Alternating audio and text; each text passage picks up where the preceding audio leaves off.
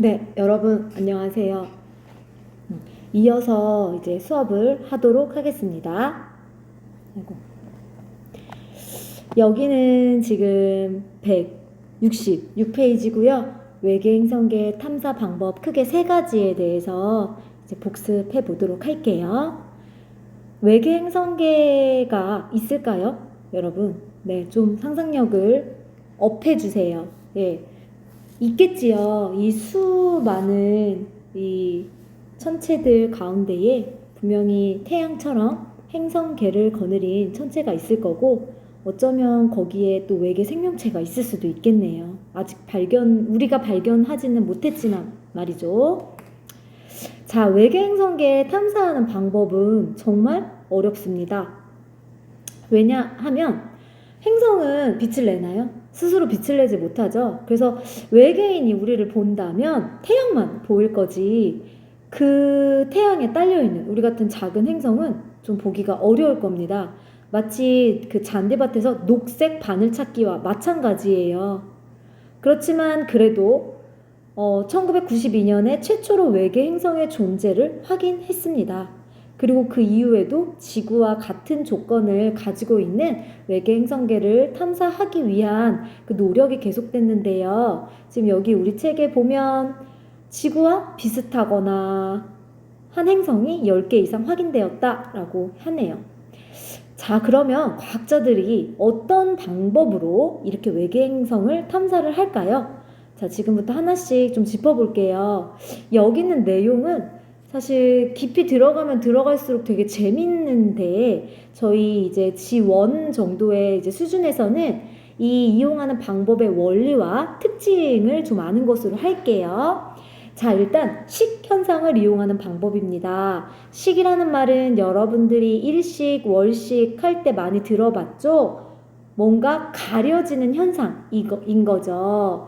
그래서 행성계를 거느리고 있는 중심별이라면 이 중심별 주위를 공전하는 행성에 의해서 중심별이 살짝 가려지겠죠.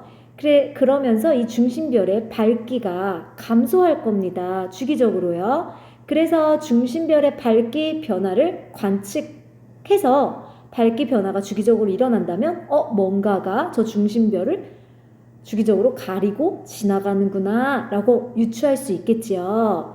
네, 그 다음에 또 식현상이 일어날 때 중심별의 밝기가 감소하는 시간, 그 다음에 뭔가 행성의 공전 속도를 이용하면 이 행성이 어느 정도의 사이즈인지 그 반지름도 추정할 수 있어요.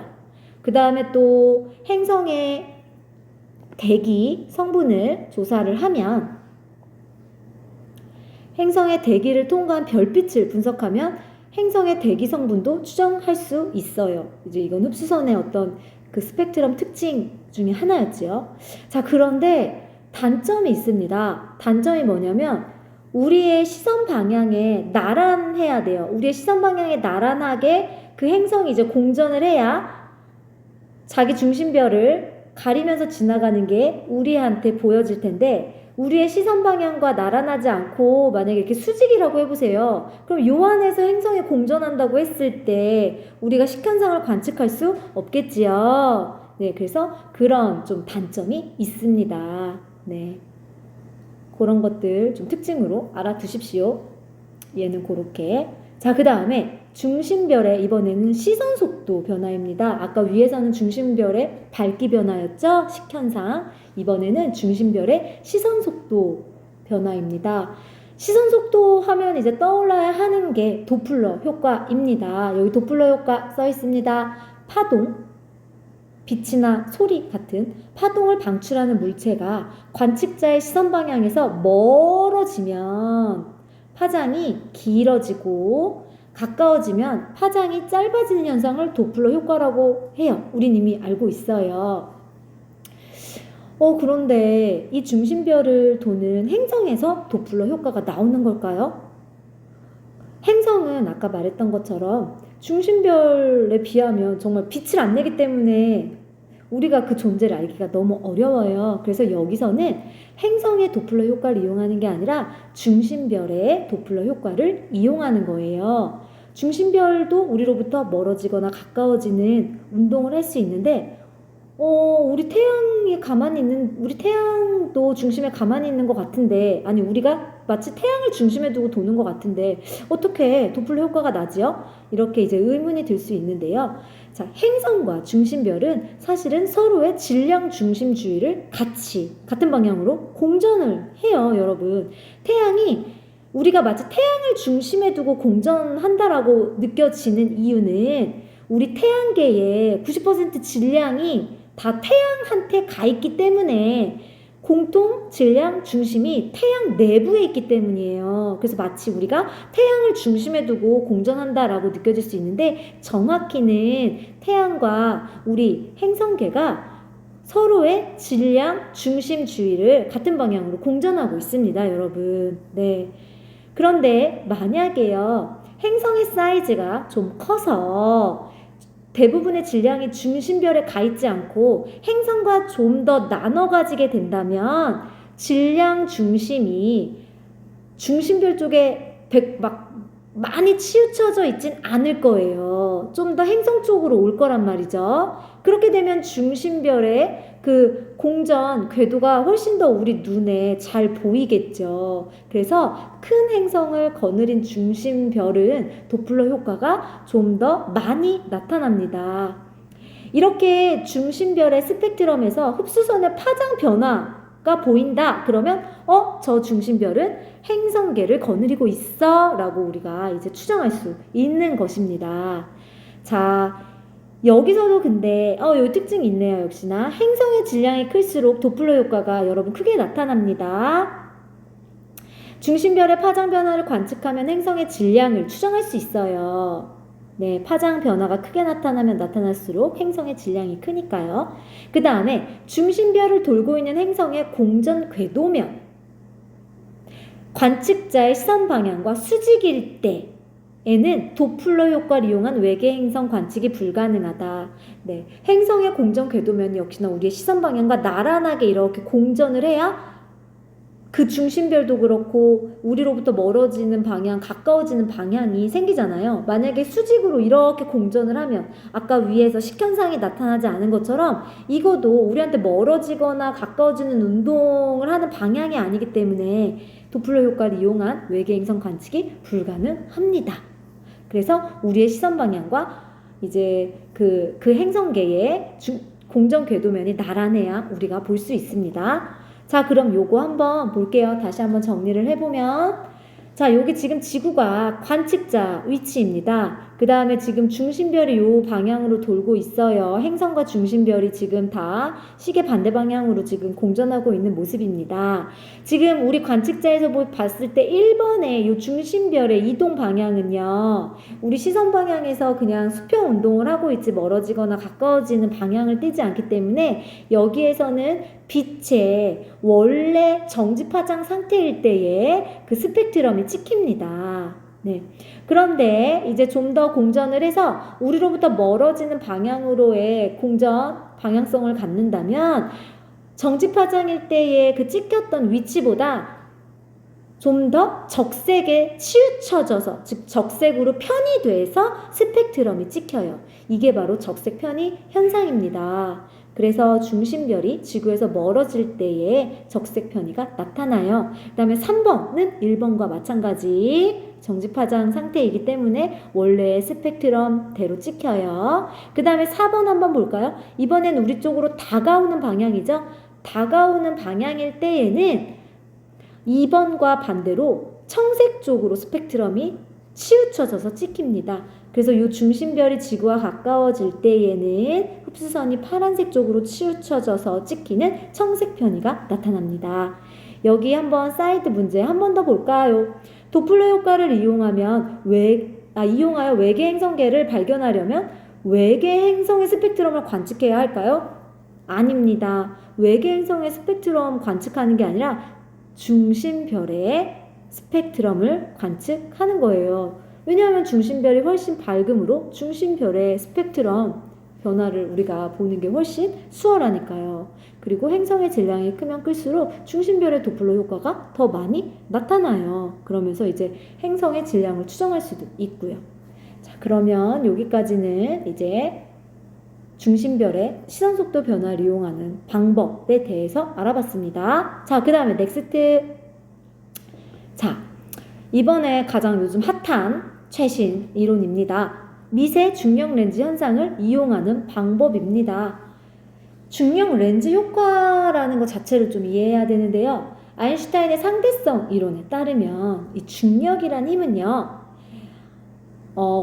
시공간을 휘게 만드는 힘입니다. 우리 이전까지 중력이라는 거는 뭔가 만유의 인력처럼 서로가 서로를 끌어당기는 그런 걸로만 이제 생각하고 있었는데, 여기까지가 이제 뉴턴 역학인 거고요. 아인슈타인의 관점에서는 이제 이 중력이라는 것이 공간을 휘게 만듭니다. 그러면 우리 우주 전체에는 우리 눈에 보이는 이제 질량 덩어리들도 있지만 눈에 보이지 않는 질량을 가진 그 암흑 물질들도 많이 있을 거란 말이죠. 그렇기 때문에 사실상 우리가 보는 우주는 진짜 우주의 모습이 아니고 굉장히 많이 왜곡된 형태의 우주일 거예요. 특히 이 중력 렌즈라는 거는요, 여기 지금 관측자가 있어요. 여기 지금 먼 천체가 있지요. 이 먼 천체에서 오는 빛이 우리한테, 잠깐만요, 좀 쓰면서 해볼게요.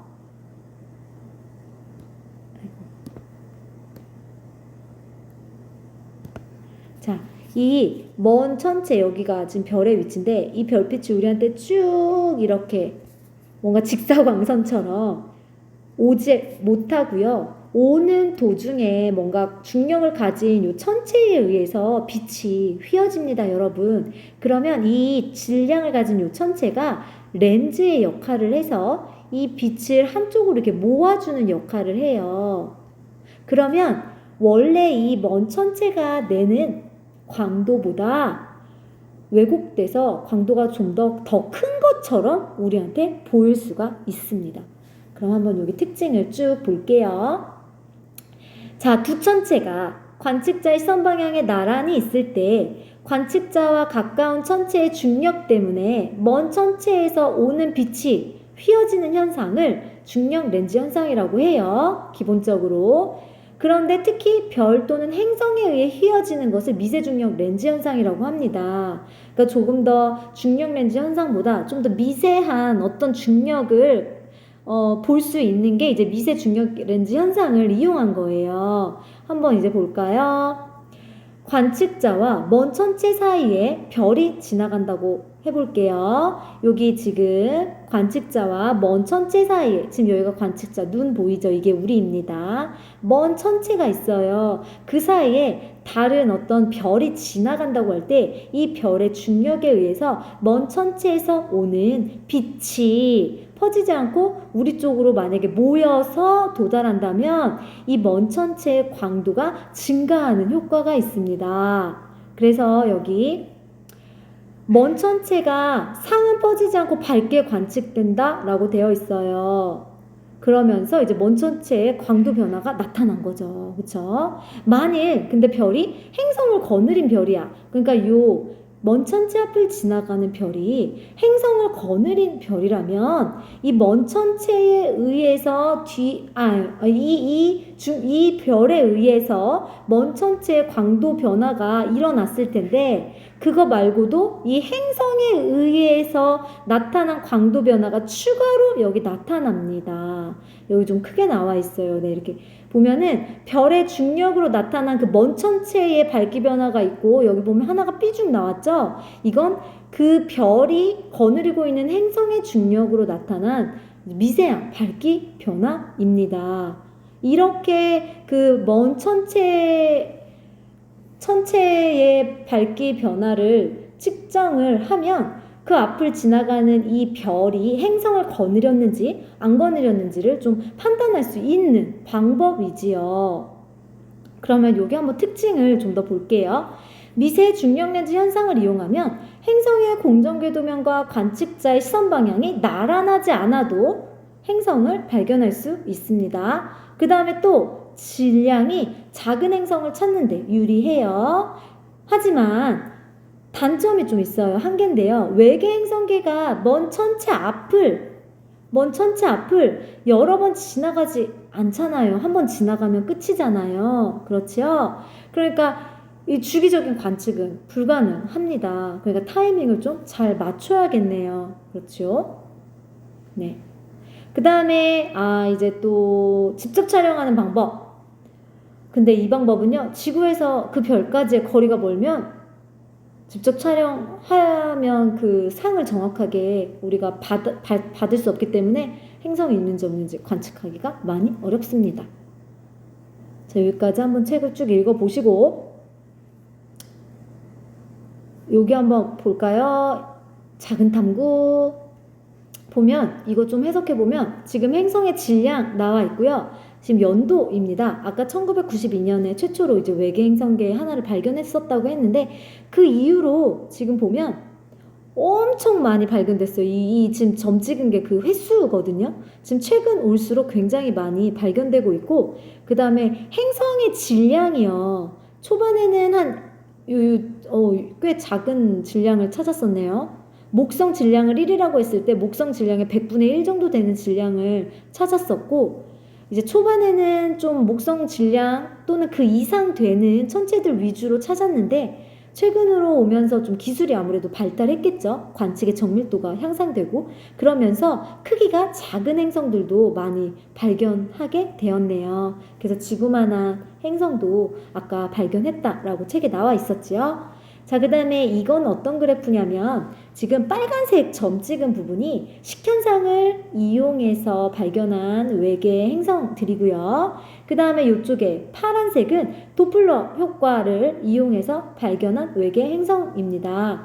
중심별까지의 거리를 여기를 이제 1로 뒀을 때 좀 뭔가 추세를 좀 보자면 중심별까지의 거리가 좀 가까운 행성들은 식현상으로 보기 많이 발견됐고요. 물론 도플러 효과로도 많이 발견됐어요. 그 다음에 중심별보다 먼 곳은 이제 식현상보다는 도플러 효과가 훨씬 더 우세하게 많이 행성을 발견했네요. 그렇죠?